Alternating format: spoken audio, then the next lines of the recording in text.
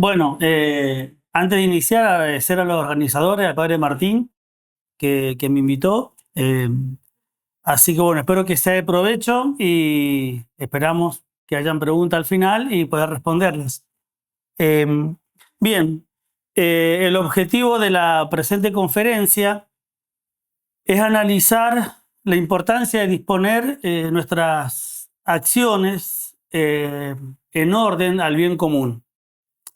Puntualmente, la reflexión se orienta a trabajar algunos fundamentos básicos de filosofía social, de ética, desde los cuales vamos a entender eh, la dimensión social del hombre y sobre todo la importancia de las instituciones y del orden social. Por eso que nos proponemos ahondar y entender que no podemos hablar de un hombre justo, de una buena persona, si no le aporta nada a la vida común. O sea, no existe una buena persona que no sea un buen hijo, un buen estudiante, un buen miembro de un club, de un equipo, porque el no incorporar la dimensión de lo social, de las instituciones y de la patria es sin duda una gran injusticia. Y, y aquí quizás cabe hacer como una primera aclaración. Fíjense en ustedes que a veces quizás tenemos muy presente la falta contra la virtud de la templanza, que son las más fuertes en los jóvenes. Y sin lugar a duda, como dice William Santo Tomás, la templanza se fundamenta en que es la virtud que nos permite aspirar a los grandes bienes, porque si uno no tiene asegurado eso, no podemos proyectar nuestras vidas. Sin embargo, en ningún lado aparece en la Biblia, por ejemplo, que Dios sea temple. Quizá en la antigüedad la palabra que más aparece como ejemplo de virtud perfecta es ser justo, y Dios es justo, San José es el Padre justo. O sea, la justicia por encima de la templanza y la fortaleza. Y a veces digo, estamos muy atentos a la falta de intemperancia, y está bien, pero no a la falta de justicia que cometemos. O a la importancia de incorporar el deber de justicia en nuestra conciencia. De alguna manera, la charla va en ese término.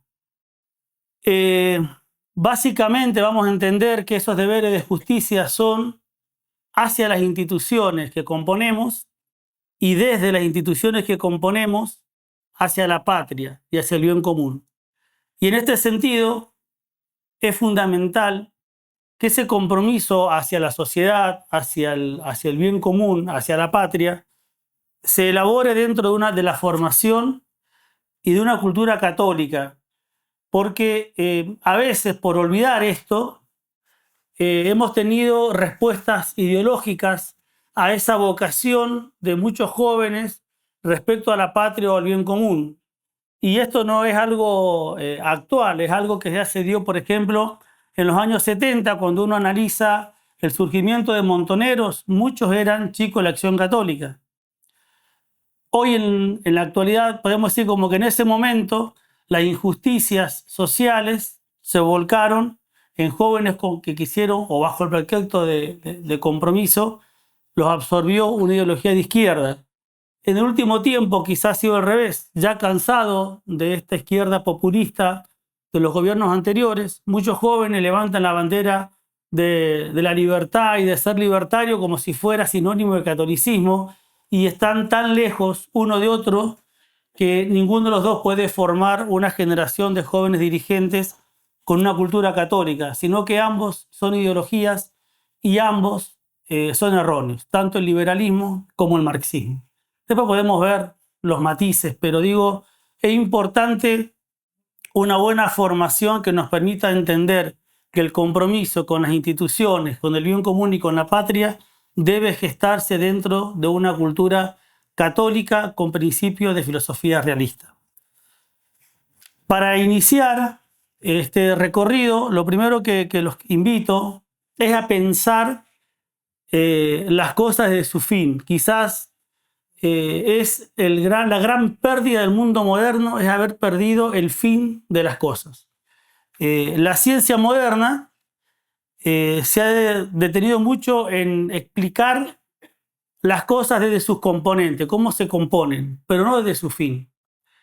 Aristóteles entendía que el fin de algo es lo que explica mejor su naturaleza, porque la naturaleza tiende al fin y el fin de cada naturaleza es su perfección. Entonces, pensar las cosas desde el fin nos permite entender mejor cuál es el sentido de la realidad que estamos tratando.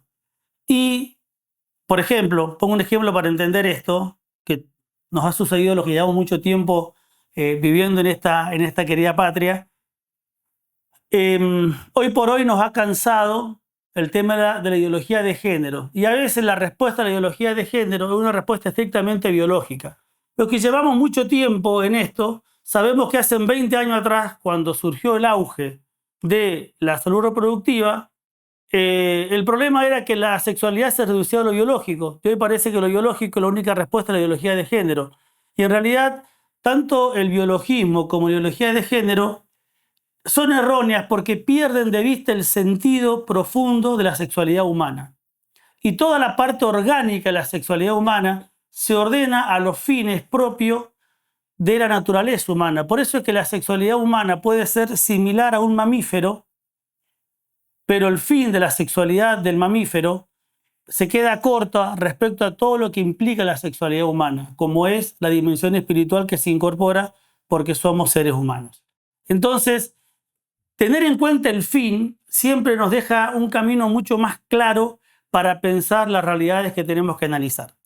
Y en este sentido, hablando del fin, tenemos que entender que el fin de cada naturaleza es su perfección y que llevado a lo absoluto, la tendencia natural de toda naturaleza, de todo ser, es su perfección, pero es al mismo tiempo la manifestación de la bondad divina, porque el fin del universo no es otro que mostrar la gloria y la bondad de Dios.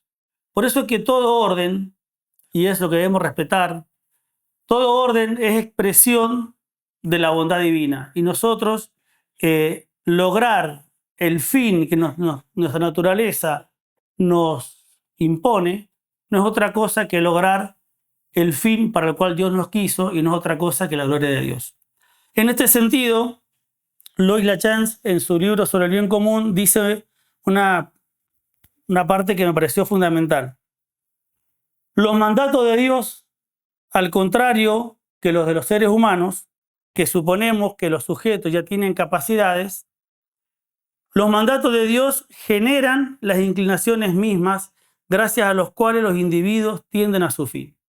Es decir, que todos aquellos fines, todas aquellas tendencias, todos aquellos deseos que tenemos nosotros por naturaleza, tienen que ver con aquellos mandatos que Dios tiene para nosotros. Por lo cual toda tendencia humana inicialmente lo que busca es una cierta perfección de nuestra naturaleza y esa perfección no es otra cosa que la manifestación de la gloria divina. Esto es fundamental entenderlo, que todo lo que nace naturalmente o a todo aquello que a nuestra naturaleza nos empuja, supone una perfección para nuestro ser y una manifestación de la gloria divina. En este sentido, tenemos que entender que entre las disposiciones naturales que tenemos aparece la sociabilidad humana. Por eso que la sociabilidad humana es algo que vivir bien en sociedad es reflejar la gloria de Dios. Y hay que entender que la sociedad humana, si bien con mucha claridad se entiende que el origen de la sociedad está en nuestra necesidad de los otros, entendida en esta dimensión, podemos decir que la sociedad humana no es una consecuencia del pecado original. No es que nos reunimos con otros porque pecamos y no podemos acceder directamente a Dios, sino que en la misma creación, Adán, viendo a Dios, se sintió completo cuando tuvo frente de él a Eva. Estaba toda la creación, estaba Dios, pero Adán se sintió completo cuando vio a Eva, porque naturalmente estamos llamados a convivir con otros. Y esa naturaleza que nos empuja en nosotros, que somos seres racionales, se completa cuando nosotros asumimos racionalmente ese deseo natural, porque en realidad todos los deseos naturales se orientarían a una cierta perfección nuestra. Lo que pasa es que nosotros, como somos racionales, tenemos que asumir con la razón esos deseos para darle el orden que le corresponden según nuestra naturaleza y que de esa manera sean completamente perfectivos. Dice el mismo Laplanche, los deseos de la naturaleza en nosotros se encuentran incluidos en la tendencia general a nuestro querer el bien, es decir, a nuestra perfección, pero necesitan para realizarse ser interpretados por la razón y corroborados por el asentimiento del acto libre. Por eso es que Santo Tomás también afirma que los deseos naturales a los cuales estamos inclinados por naturaleza son completados, son realizados, son acabados mediante el acto libre. Por eso es que nosotros, la dimensión, aquí ingresa la dimensión moral, es decir, la tendencia natural se ve completada por esta dimensión moral que es asumir eso que por naturaleza tenemos. Y aquí vendría como una primera reflexión. Voy a intentar hacer a medida que avanzo con algunos puntos teóricos, algunas cuestiones prácticas. En primer lugar, al ser nosotros de naturaleza social, no podemos entender la bondad del acto humano si no se incluye también el bien efectivo al prójimo. No habría una bondad personal si no se orienta y complementa naturalmente en un bien hacia los otros.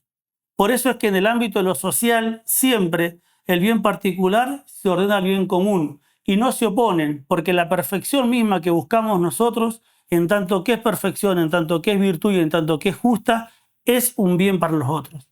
Y en ese bien de los otros se complementa y se logra el bien de todos. La perfección personal, entonces, el bien de la persona, se orienta necesariamente al bien común. Y este bien común es condición y garantía de que el bien moral se haga extenso, es decir, que no quede en mí, sino que, como dice San Agustín, el bien se difunda por sí, se difunda hacia los demás. No solamente que se haga extenso, sino que gracias a las instituciones que conformamos, que se haga extenso en el presente, pero que se haga extenso en el tiempo, porque otras generaciones van a venir después y de esta institución que hemos dejado nosotros mejorada, van a poder también aprender estos bienes. Y todo esto no es otra cosa que la manifestación de la bondad divina, que es el fin para el cual estamos hechos. Bien, la sociedad, entonces, en esta línea, dice Mirabella, supone la disposición natural e intencional a la convivencia. Natural, ¿por qué? Porque este deseo de convivir es natural, pero también intencional porque supone este acto libre por el cual lo asumimos. Entonces, esta cuestión de natural e intencional resulta fundamental para entender el dinamismo de lo social. Sin sociedad, todo nuestro potencial, el resto de nuestras potencias, no desplegarían como deben desplegarse. Hay potencias humanas que necesitan sí o sí la vida social, como por ejemplo el bebé que necesita sí o sí que la mamá lo alimente porque si no, no viviría. La indigencia humana es tal que hay partes del ser humano que sin sociedad ni siquiera harían posible la vida humana. Pero hay otras facultades que son superiores y que parecería a priori que no dependerían de lo social. Por ejemplo, la facultad intelectual. Sin embargo, todos sabemos que no es lo mismo avanzar mediante el descubrimiento que la inteligencia puede hacer por sí que mediante la enseñanza. Y la enseñanza, o mejor dicho, el aprendizaje, se da cuando alguien me enseña. Y nosotros, lo que podemos leer hoy, formarnos porque leemos un libro, tenemos que entender que ese libro lo escribió alguien y que alguien me enseñó a leer. Por lo cual, aún nuestra potencia intelectual necesita, quizá no ya como condición sine qua non, es decir, como algo que la haría inviable a la vida intelectual. O sea, no es que la haga inviable no la sociedad, o la ausencia de sociedad no haría inviable lo intelectual. Sin embargo, la perfección de lo intelectual ha requerido de otros. Lo mismo el ámbito de la voluntad y del amor. Si no tenemos a alguien a quien amar, nuestro amor pasaría lo que le pasaría a Adán, está incompleto. O sea que aún las dimensiones más espirituales del hombre se perfeccionan acabadamente porque estamos en sociedad. Y de ahí, ¿por qué hago insistencia en esto? Porque tenemos que entender que por esto mismo es que es tan importante poner lo social como eje de la vida moral y de nuestro compromiso, aún nuestro compromiso para con Dios. Fíjense que ningún santo pensó la santidad al margen de los hermanos. Ni aún el santo más místico, porque todo santo fue consciente que sus oraciones, aún el más místico o el más contemplativo, que sus oraciones salvaban almas.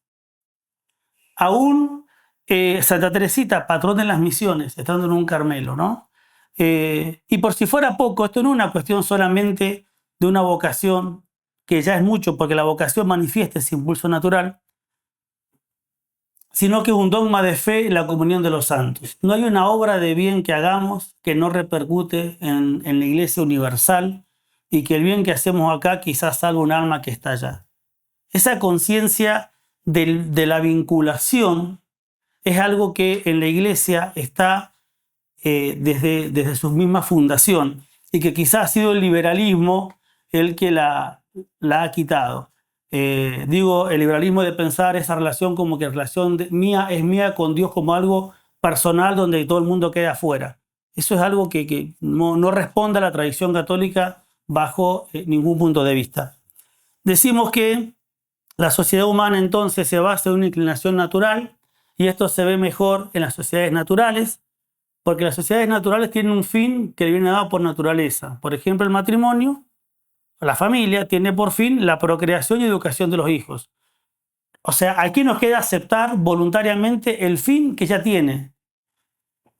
En cambio, las sociedades que los hombres fueron creando han nacido, estas sociedades, de esta tendencia natural de los hombres a desplegar su potencial, su capacidad, en este despliegue sus capacidades, nuclearse con otros seres humanos.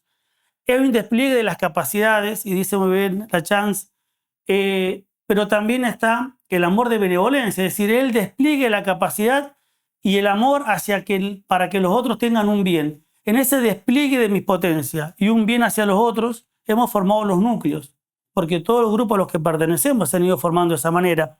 Esos núcleos han formado instituciones y las relaciones entre las instituciones han formado la patria. Por eso es que en las instituciones que hemos creado los hombres se da mucho más fuerte el carácter intencional, es decir, lo que hemos ido buscando.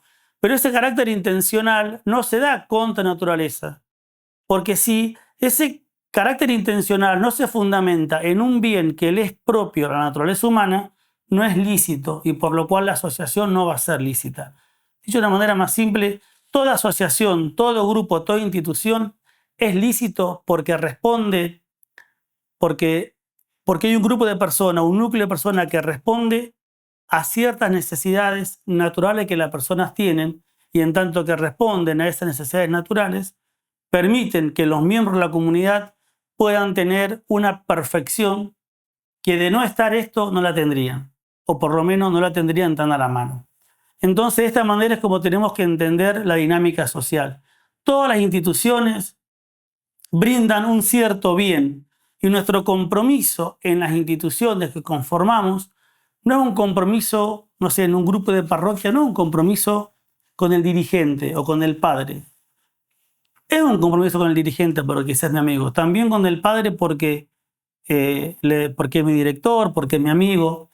Pero un compromiso mío con ellos y mediante ellos, con el grupo, y mediante el grupo, con la iglesia y con la patria. O sea, tenemos que entender que todo acto nuestro, virtuoso, realizado en este contexto de lo social, es un crecimiento de cada grupo y un crecimiento de la patria. Y que al revés, toda falla es una falla, no solamente para Juan o para Pedro, sino que mediante Juan y Pedro es una falla para con la institución y es una falla para con la patria. Y para poner un ejemplo que quizás sirva de mayor claridad, podemos poner el tema de la infidelidad matrimonial, ¿no? El esposo infiel no traicionó solamente a su esposa, traicionó la estructura del matrimonio, por lo cual traicionó a sus hijos, a sus nietos, traicionó a todo y cada uno de los miembros que componen esa familia. Por eso es que no le fue infiel a la esposa, le fue infiel a la institución, alteró la institución. Y junto con ese matrimonio alteró toda la familia. Porque ahora quedan las familias con estos tiranteses, esas familias que se habían unido, que venían de dos árboles diferentes y se unieron, ahora quedan todos rotos. O sea, rompimos todo. Se rompió todo. Entonces hay que entender que tanto los actos buenos como los actos de injusticia atentan a la institución. Por eso es que también un joven, vamos a hacerlo al revés, porque ya no hicimos cargo los casados, ahora vamos con los solteros. Digo, cuando un joven desobedece a sus padres, está desobedeciendo la estructura familiar.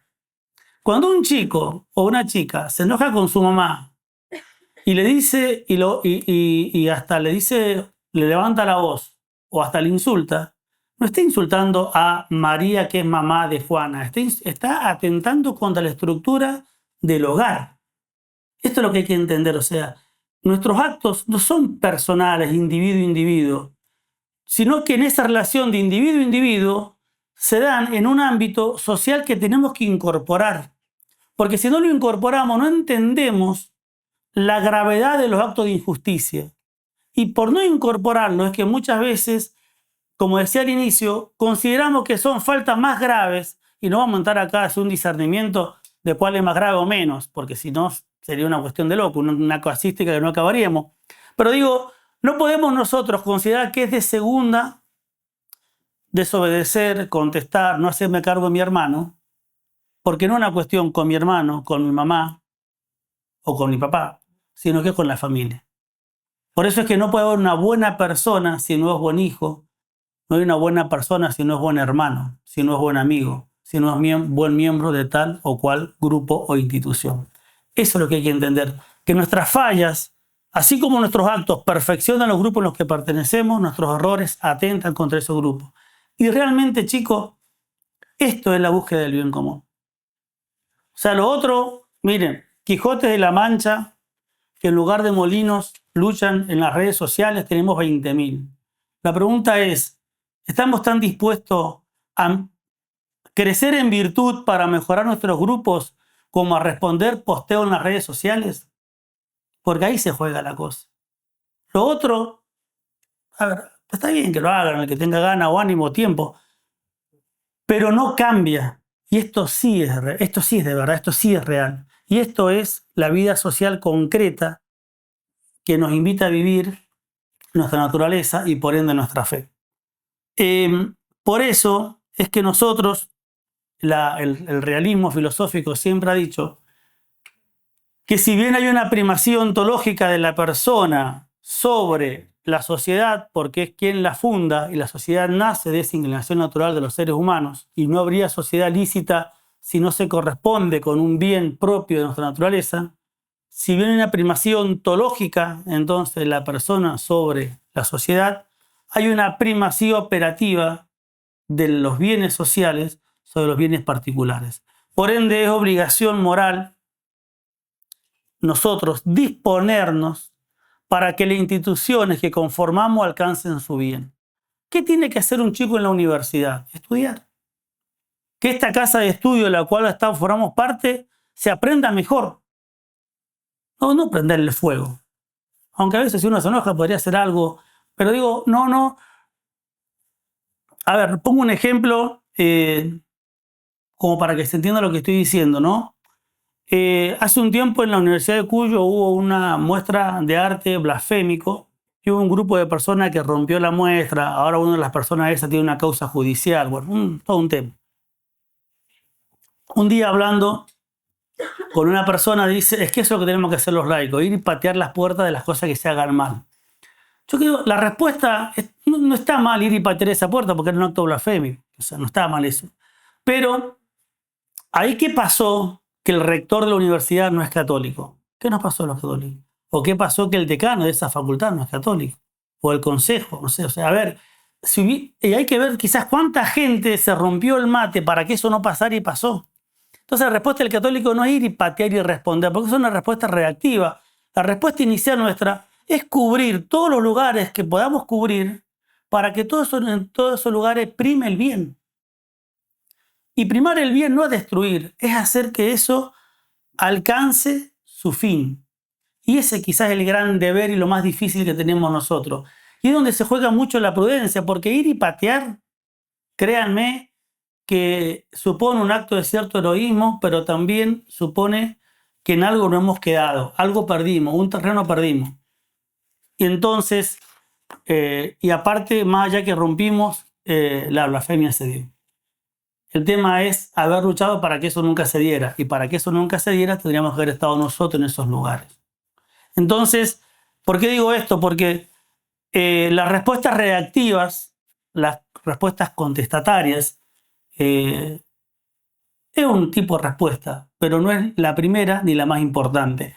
La primera y la más importante es esta disposición nuestra a que todas las instituciones que ocupemos sean mejores, que cuando nosotros las dejemos haya quedado algo mejorado de cómo las encontramos.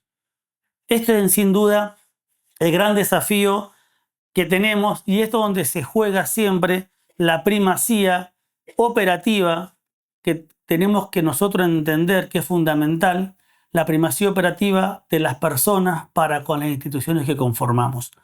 Y en este sentido, también me parece a mí muy importante, bueno, uno ya es más grande, yo sé que ustedes son jóvenes y son, está bien que sean idealistas y que siempre estén soñando cómo mejorar. De hecho, si no soñaran cómo mejorar, les diría estar más envejecido que yo. Pero bueno, a lo que voy es, los jóvenes siempre quieren crear como cosas nuevas y está dentro de su vocación y creo que algo loable. Sin embargo, con los años, lo que uno ha aprendido es que es mejor sostener y mejorar lo que tenemos que pretender crear algo de la nada, salvo que haya una gran luz, un gran designio divino para fundar algo nuevo. Realmente, a ver, los que somos padres, fundar una tradición de cero no se hace un día para otro, es todos los días. Yo puedo decir mañana, mira, en vez de comer asado los domingos, de juntarnos los domingos, nos vamos a juntar los días lunes, y cambio esa tradición y créanme que, bueno, quizá la puedo hacer un tiempo, pero no sé cuánto tiempo la voy a poder sostener. Entonces, a veces las buenas tradiciones, las buenas instituciones, tenemos que sostenerlas, tenemos que participar, tenemos que mejorarlas. Y si tenemos una gracia especial por la cual Dios nos manda a fundar algo nuevo, bueno, habrá que fundarlo. Pero no creamos que todo lo que fundemos va a prosperar en el tiempo. Es más fácil y hasta es más natural, por eso digo que lo otro tiene una gracia especial, sostener, mejorar lo que tenemos para que las generaciones que vengan encuentren algo mejor que pretender partir de la nada, porque realmente cuesta mucho poder sostener esto en el tiempo y como dije antes, la fundación siempre supone una gracia especial. Algunas reflexiones con esto que acabo de decir, que es la primera parte. Entonces, la importancia de formar nuestra conciencia este valor de lo social en nuestras conductas. Es decir, entender que nosotros nos debemos a las instituciones a las cuales pertenecemos. Entender que nuestro compromiso en cada institución no es con Juan, con Pedro, con Andrés, sino que por medio de ellos estamos comprometidos con los fines de la institución y mediante la institución estamos comprometidos con la patria. La filosofía realista nunca negó el valor de la amistad, al contrario, la amistad es la que funda la vida social.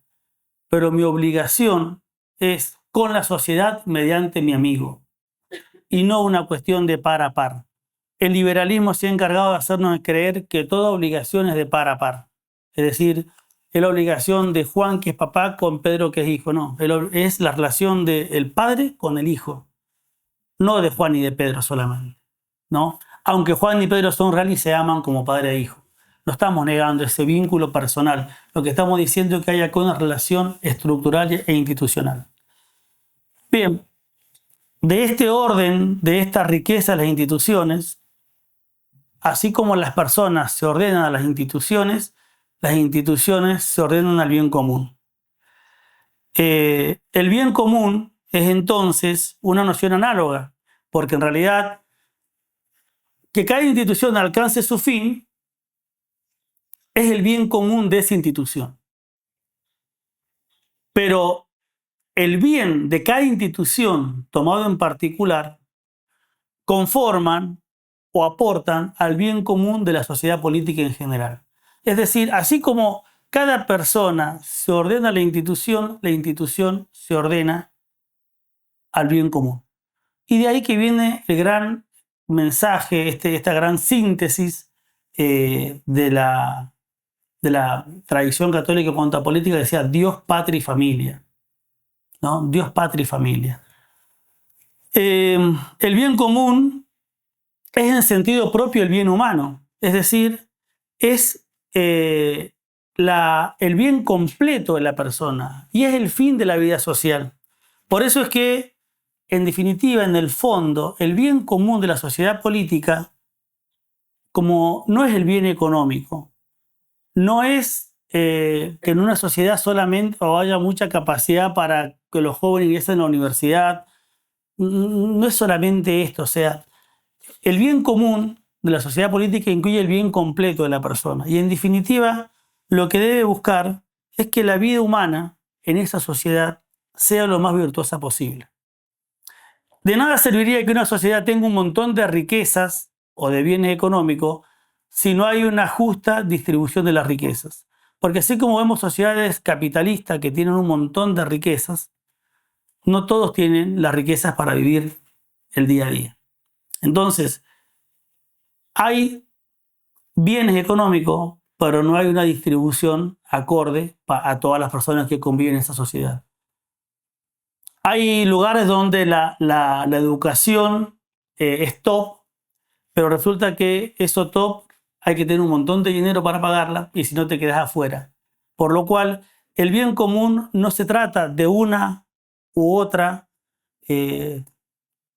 necesidad o perfección del hombre que se busque, sino de que se pueda dar esa totalidad. Y esa totalidad supone necesariamente la búsqueda de la virtud. Por eso es que ¿en qué patria habría más bien común donde las personas viviendo en esa patria sean mejores? O sea, básicamente eso. Por eso es que el bien común aparece como fin de la sociedad política y es donde tenemos que nosotros orientar nuestros actos, o sea, a mejorar nuestra patria mediante el mejoramiento de las instituciones. Por eso es que sobre esta importancia del bien común quisiera traer 2 o 3 puntos que nos van a ayudar a comprender por qué es tan importante velar por el bien común y cómo ese velar por el bien común supone velar por las instituciones que nosotros conformamos. En primer lugar, quisiera poner en valor el orden de los mandamientos. Fíjense que la tradición católica, y antes que la católica, la judía, es decir, la tradición judeo-cristiana, digo porque los mandamientos fueron revelados al pueblo de Israel. En los 10 mandamientos están los 3 primeros que miran a Dios. Después el cuarto mandamiento dice honrar padre y madre. Toda la tradición siempre entendió que ese es el mandamiento de la justicia, porque honrar padre y madre supone el deber mío para con la sociedad, es decir, del hijo para con los padres, de yo que formo parte de esta sociedad para con la sociedad, y también de la autoridad para con las partes. Quien haya tenido la posibilidad de haber hecho algún examen de conciencia exhaustivo que se encuentra en cualquier devocionario, van a ver que llegado al cuarto mandamiento nos habla del deber como padre, o como hijo, como hermano, como padre, como persona en lugar de trabajo, como jefe en lugar de trabajo. O sea, todas las obligaciones de justicia están puestas en ese mandamiento. Todas aquellas obligaciones que nos hacen fortalecer las instituciones. Fíjense en más, es el primer mandamiento que mira al prójimo. Y es el único mandamiento de los que mira al prójimo que está en afirmativo. El resto es todo negativo, es no matar, no cometer actos impuros, no. O sea, Yo lo que me llama la atención cuando uno ve el orden de los mandamientos es que el quinto mandamiento es no matar, pero este está por encima de no matar. Ahora, ¿por qué? Porque uno va a aprender a ser buena persona, a ser buenas familias. Entonces, por más que yo prohíba no matar, si no hay un sentido de justicia, que es lo que se da en este cuarto mandamiento, es como que si este cuarto mandamiento cae, todos los otros no, se lo lleva puesto. Entonces, aquí está la importancia, digo, de entender esta necesidad de fortalecer y de comprometernos con la justicia y con las instituciones que formamos parte. En primer lugar, el cuarto mandamiento. Segundo lugar, el catejón que nos trae San Pablo, dice San Pablo en la segunda carta a los tesalonicenses, la fuerza antirreligiosa ya está obrando secretamente, pero falta que desaparezca el que la retiene. El que la retiene es catejón en griego, ¿no? Entonces se manifestará el adversario en su totalidad. ¿Qué está diciendo San Pablo? Es como que la fuerza del mal está actuando.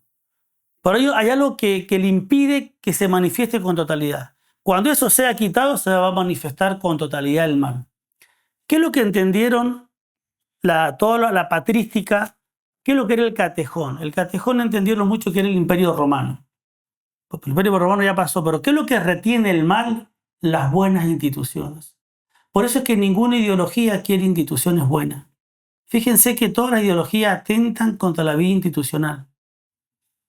Obviamente que el último bastión es la familia. Por eso no es casualidad que el liberalismo y el marxismo propongan una vida sin instituciones o que se destrozan las instituciones. Miren, lo que retiene el mal son las instituciones. Si nosotros no tuviéramos buena institución, a ver, si no tuviéramos buenos clubes, no podríamos nuestros chicos formarse bien en el deporte porque estarían cargados de ideologías o el deporte sería una excusa para cualquier cosa, bueno, para hacer deporte. Lo mismo puede pasar con una escuela. En vez de que el chico aprenda, lo llenaríamos de ideología y serían soldaditos ideológicos, como pasa en muchos colegios que hemos visto por los medios de comunicación. Lo mismo en cualquier institución, chicos, en cualquier lugar. Si no hay buenas instituciones, el maligno o el poder del mal se va a manifestar con mucha más virulencia que donde hayan buenas instituciones. Ni hay que hablar cuando destrozan la familia. Y no es casualidad que se atente tanto contra la familia, porque ¿quién retiene esta manifestación completa del mal? Las instituciones. Y cuando estas instituciones caen o la ideología las toma, el mal crece a paso agigantado. Quienes estudian carreras humanísticas sabrán que cuando varias cátedras están a cargo de docentes ideologizados, les queman la cabeza a sus compañeros. O sea, no es casual. Cuando caen las instituciones, el mal avanza con una velocidad y una virulencia que impensada. Por eso, esta claridad de sostener este orden social como medio, como dije al inicio, de la manifestación de la gloria divina y como medio de perfección humana, es tan importante que en la historia de la Iglesia vieron fundamental, por ejemplo, los obispos cuando estaba el Imperio Romano que se quebrajaba por todos lados, vieron fundamental que había que rescatar el imperio, porque si el Imperio Romano caía con ello, no caía la fe, pero vivir la fe iba a ser mucho más difícil. Cuando caen las instituciones, ser bueno es más difícil, que es lo que nos pasa hoy. Y por eso es que la Iglesia siempre intervino en cuestiones sociales, y sobre todo estos últimos 200 años, donde la cuestión social ha sido tan impactante. ¿Por qué se interviene? Porque si no hay una vida social relativamente ordenada que permita a las personas conocer el bien, direccionarse hacia el bien, la fe se vuelve más difícil. O sea, el despliegue humano, la perfección humana, la posibilidad de que otras generaciones puedan tener esto que nosotros hemos tenido, o estas posibilidades de formación que hemos tenido, todo se cae si no podemos sostener las instituciones que hacen posible todos los beneficios que hemos recibido. Por eso es que el aporte al bien común, como le decía antes, no se juega tanto en una respuesta contestataria, sino en un compromiso diario por sostener y mejorar el lugar donde estamos. Hoy día, frente a esto, tenemos varios problemas. Yo quisiera poner uno o dos en relevancia como para ir cerrando. Dice Louis Lachance, que lo he visto varias veces, que el origen del impulso social está en la tendencia a la benevolencia. Es decir, naturalmente nosotros nos inclinamos a hacerle un bien al otro. De hecho, esto ya lo dice San Juan cuando dice hay más amor en dar que en recibir, ¿no? Es natural en nosotros sentirnos más plenos cuando hacemos un bien. Porque está implícito en nuestra naturaleza el tema de la benevolencia, es decir, el buscar el bien del otro. Es la base de la amistad y la amistad es la base de los núcleos son la base de las instituciones y las instituciones es la base de la sociedad. Es decir, la benevolencia está en la base nuestra. Y la benevolencia es una continuación del sano amor a uno mismo, porque el amor al prójimo es amar lo que está más próximo a nosotros. Esto es natural. Y Isaac Davis, por otro lado, dice que es muy difícil vivir la justicia si no nos sentimos deudores. Es como que si uno no tiene conciencia de lo que debe, tampoco nos sentimos obligados. Yo acá hago miren, uno que tiene más años, por ahí ha visto tantos chicos que dicen, no, yo estudié, me esforcé. Pues sí, bueno, primero hay una universidad donde pudiste estudiar, alguien te la pagó, alguien te enseñó. O sea, no fue que tenés este título por todo lo que te pelaste, más allá de que te pelaste. O sea, le debes mucho a la patria. Por eso es que pegarle volantazo y irnos de la patria como si nada. ¿Por qué? Porque yo me lo merezco, porque estudié, porque... Ojo, o sea, ¿cuánto hemos recibido para despreciar esta herencia y como que es todo mío? O sea, no somos conciencia de la deuda que tenemos. No podemos ser justos si no sabemos la deuda que tenemos. Yo creo que el gran problema hoy, y por eso decía al inicio que es peligrosísimo, el tema de lo libertario, el tema de esto de la libertad del liberalismo. ¿Por qué? Porque el liberalismo se sitúa, en lugar de hablar de la naturalidad de la benevolencia, habla de la naturalidad del egoísmo, de pensar en mí. Entonces la sociedad parece como algo que se me monta encima, porque yo tengo que pensar en mí y la sociedad es como que me impone que no piense en mí. No, el realismo siempre entendió el contrario, que el despliegue mío es proyección en un bien al otro. Pero al mismo tiempo, y esto ya no solamente el individualismo, sino el capitalismo ha tenido muchas ventajas, como es la solvencia económica. O sea, a ver, antes para una transacción económica intercambiamos bienes, lo cual entorpecía los intercambios. Hoy por hoy tenemos un valor simbólico, un billete, una billetera virtual, y entonces yo puedo cambiar sin estar cambarachando. O sea, entonces eso es el sistema capitalista, básicamente, ¿no? Pero ¿qué ocurre? Que el capitalismo liberal trajo consigo esto, como que si yo tengo plata puedo comprar todo. Y como tengo plata no me siento deudor de nadie, porque yo las deudas las pago con plata. Peor aún, no siento necesidad de los otros, porque lo puedo pagar con plata. Entonces, antiguamente, cuando había un pariente enfermo, todos lo cuidaban, porque las familias se cuidaban entre ellos. Ahora, ¿qué hace falta? No hace falta familias, hace falta plata. Porque estoy enfermo, le pago a alguien que me cuide. Entonces, quiero ir a un colegio tal, bueno, pongo la quita y voy al colegio. Es como que la plata o la solvencia del capitalismo ha hecho que nos adormezcamos en entender que somos deudores aunque estemos pagando. Porque la persona que cuida a mi abuelo, aunque le esté pagando, necesito que ponga lo mejor de ella para cuidar. Y eso no se paga. De hecho, antiguamente se hablaba de honorarios, como que el salario era para los trabajos más serviles o de producción manual, es decir, cuando yo produzco un bien tangible, pero para lo intangible se le da una compensación en honores, era un honorario. Bueno, el capitalismo ha hecho creernos que con tener plata nosotros podemos pagar todo. Entonces, la mentalidad egoísta del individualismo más la mentalidad economicista del capitalismo nos lleva a que nosotros no tengamos en cuenta la importancia de lo social. Y no solamente no la tenemos en cuenta, sino que al anular esa importancia de lo social, no solamente nos privamos nosotros de desplegarnos completamente como personas, sino que impedimos que otros lo hagan. Por eso es que el gran problema creo que tienen ustedes chicos hoy es salir de esta mentalidad liberalista, economicista, individualista. sea, debemos salir de ahí. Es lo que está corrompiendo a la juventud. O sea, con plata no se paga todo. Hay cosas que no se pagan.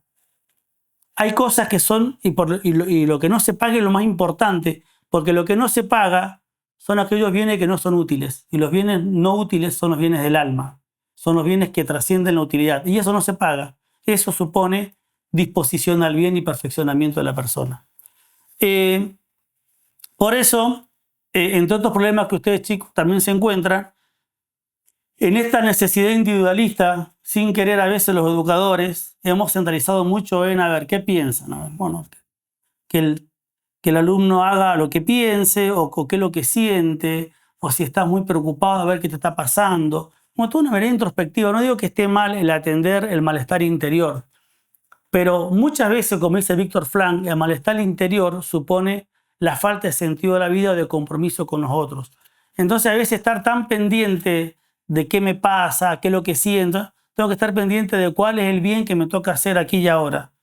Pero bueno, lamentablemente a veces los mensajes de los padres o de muchos educadores es como que nos hacen que más nos encerramos nosotros mismos.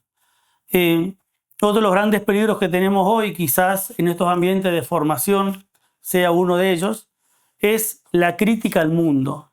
La crítica al mundo no nos debe hacer perder nuestro compromiso con el bien común. Es decir, tengo que criticar todas las ideologías que están dando vuelta hoy. Pero ojo, no tengo que odiar a las personas, sino que tengo que odiar al pecado. Y la crítica a las ideologías me tienen que despertar a mí el deseo de ver qué hacer para que eso no siga avanzando. Y no encerrarme en un pequeño grupo, como vivir mi vida en esta mini atmósfera y que la patria se reviente. Porque eso no es amor a la patria. O sea, el amor a la patria supone una capacidad de criticar lo que está mal, pero ver qué posibilidades reales tengo para hacer el bien. No me puedo quedar en la crítica, porque si me quedo en la crítica, me quedo en este que decía antes, respondedor de posteo y no un hacedor del bien real.